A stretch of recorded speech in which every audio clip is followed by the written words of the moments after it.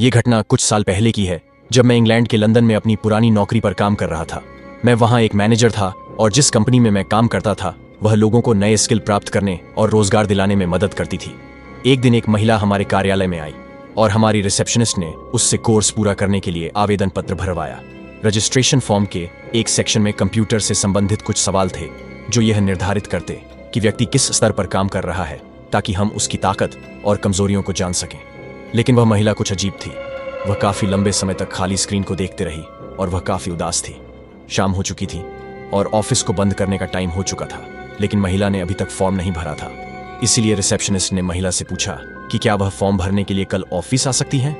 महिला ने कोई जवाब नहीं दिया और वह सिर्फ कंप्यूटर स्क्रीन को घूरती रही। इसके बाद रिसेप्शनिस्ट मेरे पास आई और उसने मुझसे कहा कि मैं उस महिला से बात करूं और उसे समझाऊं कि हम ऑफिस बंद कर रहे हैं और वह कल दोबारा आए। मैं उसके पास गया और उससे पूछा कि क्या वह ठीक है और उससे बताया कि ऑफिस बंद करने का समय हो गया है और हम जल्द ही ऑफिस बंद करने वाले हैं। इसके बाद उसने मुझसे पूछा कि क्या वह मुझसे निजी तौर पर बात कर सकती है। मैंने उसकी बात मान ली और उसे अपने केबिन में ले गया। महिला ने बिना झिझके खुलकर अपनी बात करना शुरू किया और उसने मुझे बताया कि उसके पति की कुछ ही समय पहले मौत हो चुकी है और वह अक्सर उससे मिलने आता है, खासकर रात में। मुझे लगा कि वह महिला मनोरोगी है क्योंकि उसके दावे बेहद ही अजीब थे। मैंने उसकी बातों पर सिर्फ अपने सिर को हिलाना जारी रखा। मैं उससे कम बात करना चाहता था क्योंकि मैं अपने ऑफिस से बाहर निकलकर अपने दिन के बाकी हिस्सों का आनंद लेना चाहता था। फिर अचानक उस महिला ने कुछ ऐसा कहा जिसने मेरी रूह तक को कंपा दिया। उसने कहा कि उसका पति इस समय हमारे साथ ऑफिस में है। मैंने देखा कि वह महिला मेरे कंधे के ऊपर कुछ देख रही है। तभी मुझे कमरे में ठंड महसूस होने लगी।